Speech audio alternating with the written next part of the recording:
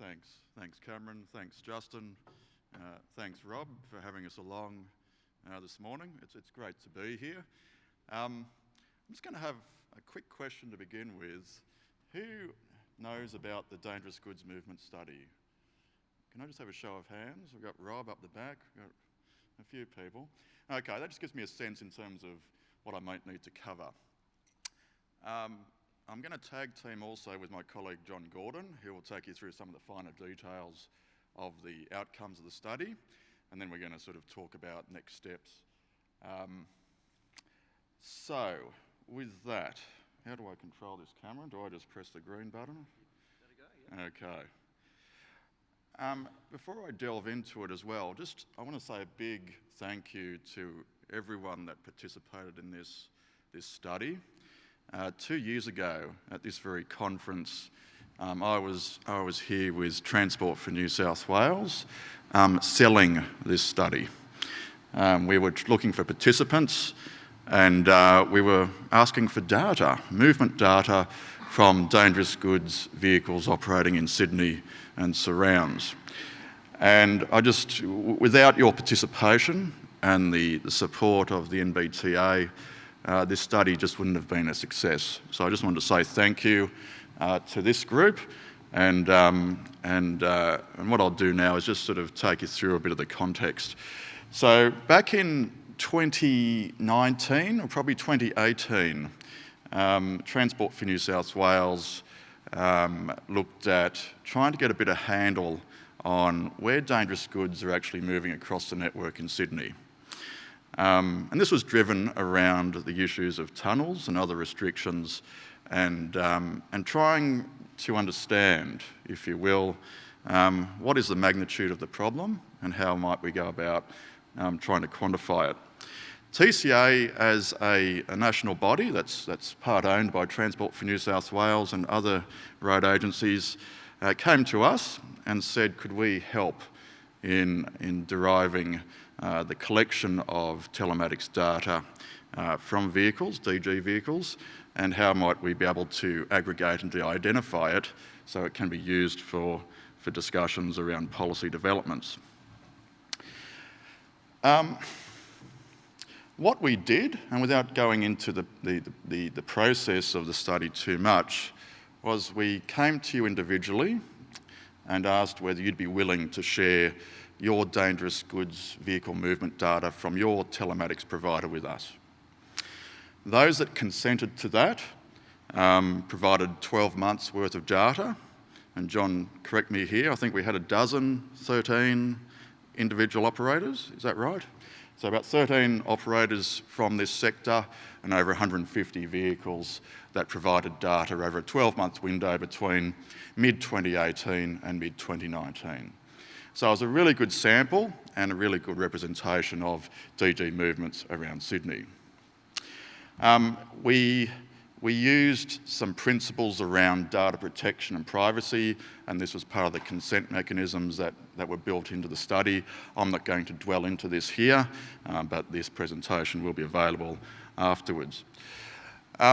What we found, and I might get John to sort of start coming up at this point, we found that there was a lot of data that told us a lot about what was going on across the network, not just in Sydney, but across the eastern seaboard. And at this point, John, I might just hand over to you to go through some of the details. Some of you might know John because he had carriage and management of this study with Transport for New South Wales, and he had quite a close working relationship with those who participated in the study. So I might just get John to explain what we've got here on screen on the next few slides, just to take you through what we found.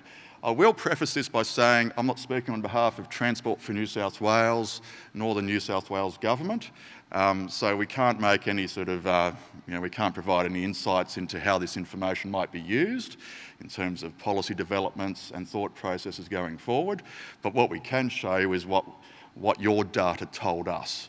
And I think, John, if you can run us through that for a few moments. Thanks very much. And again, thank you very much to those operators who participated in this study. What we actually found was, I think, really a little bit groundbreaking, and it certainly was beyond what we were expecting. One of the things I think we observed, while this was a New South Wales-led study and it was primarily focused on the Sydney metro region, obviously these vehicles go a lot of other places. And one of the things that this particular image shows us is just how broadly networked the dangerous goods sector really is. These were vehicles that we asked, we targeted operators and we said, please give us the details and the data from vehicles that operate in the Sydney region. What we actually got were vehicles that travelled all over the country. And I think that really shows just how incredibly, I suppose, national this sector is, and how important it is to make sure that, where we're doing studies of this nature or when we're developing policy, that we're taking a genuinely national approach to it as well.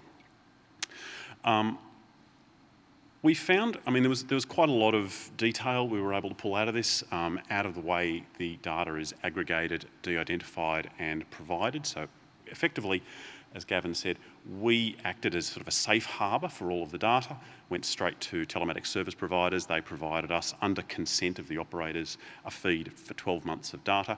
We were able to package that up in a way that it is impossible to be able to pull out any individual vehicle or any individual operator's movements, and then be able to provide analytics both to Transport for New South Wales and to ARB, who did a much deeper dive into really specifically what all this means for tunnel transport, number of trips outside schools and hospitals and all of those other sorts of relative risk questions that come when you're looking at network planning. This is an example of where we literally just took the highest density routes in the metro region. Now, it looks a bit fragmented, but what we've actually done here is just drawn the line. We've said only roads that have 10,000 or more trips on them. So effectively what we're looking at there, you can see the bones of Sydney's orbital network, the east-west routes, the Pacific Highway north, Princes and Hume Highways south. Purple is the most dense use, that is 100,000 trips a year. Now, we only had 152 vehicles.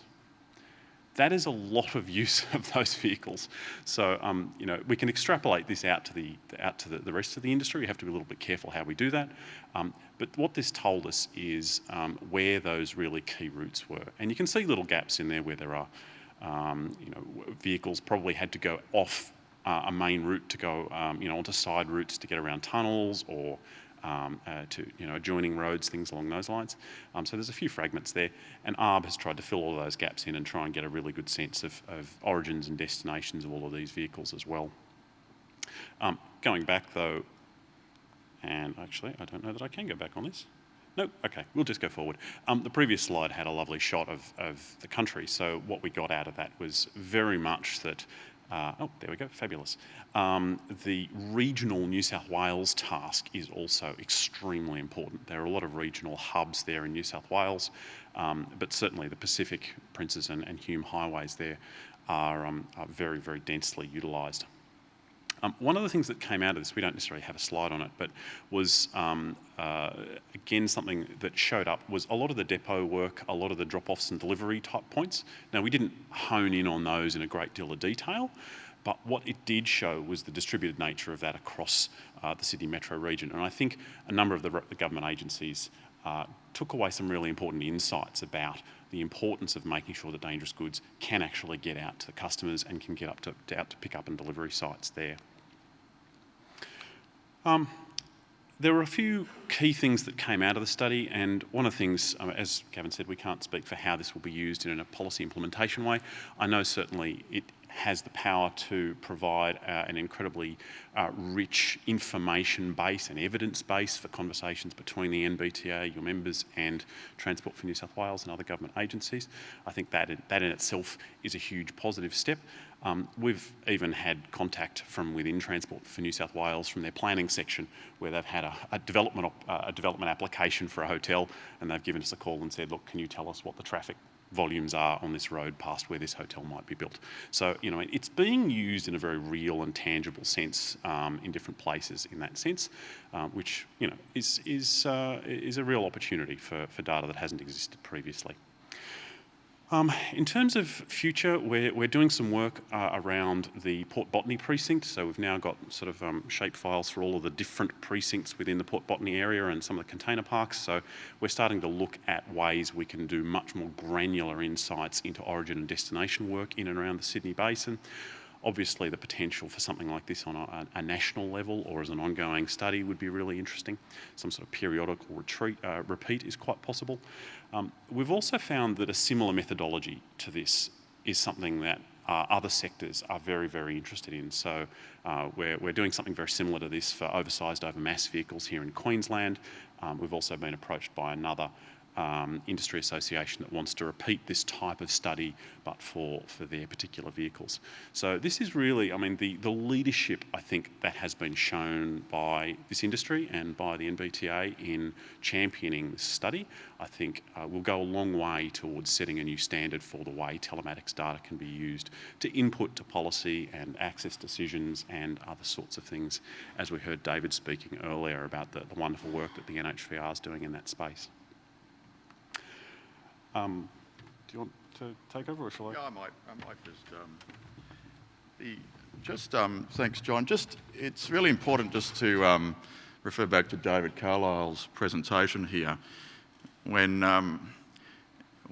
road agencies, road managers, local governments are making access decisions, they often lack data. They often lack good information to make good decisions. And these perennial issues around first and last mile access are often driven by, you know, extreme conservatism on the part of decision makers. As John alluded to, the leadership coming out of this association demonstrates how data can be used for good, not for bad, but for good. And this has got nothing to do with compliance. This is a really important fundamental point. This is used for planning and information gathering purposes, and the power of having a large set of data is unparalleled. The kind of things we're already seeing through other associations are around, well, what more can we do with the data? We've already had discussions with this association around how we can do another study with better data. So not just location data, but how can we start looking at vehicle mass, vehicle speed, the kind of DG that's being carried and so forth. I won't go into the limitations of this study here, but there were some limitations we had to manoeuvre around for the purpose of this initial study. But I think it sets a really good template for what we can do going forward. And look, this is just a snapshot from our portal around the density of vehicle movements throughout Queensland. And these are the kind of things, I'll wrap it up here, Cameron, because I know time's of the essence, but through our telematics analytics platform, or TAP, we're now giving local governments access under really strong consent and privacy arrangements with participating operators to gain insights into vehicle movements on their networks. And dovetailing into David's comments, anything that can advance the decision-making process around where vehicles can go, revisiting policy positions around access to tunnels and other restrictions can only be a positive thing. And I think I've said to Rob before, this isn't the end, it's just the end of the beginning, to quote a famous ex-president of the United States. So thank you for everyone that's participated, and really, thankful for the support that this association has given us. Thanks, Cameron.